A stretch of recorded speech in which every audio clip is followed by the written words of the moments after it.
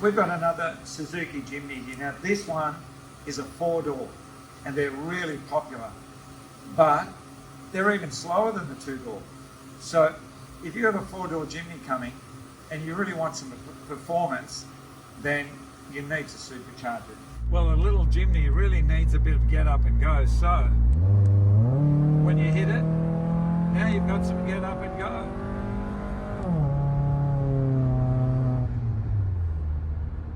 Bullet Supercharger system, which we've been now fitting to Jimnys for nearly 5 years. So we've had a lot of success with this, and it's really a great way of getting power increase at the wheels.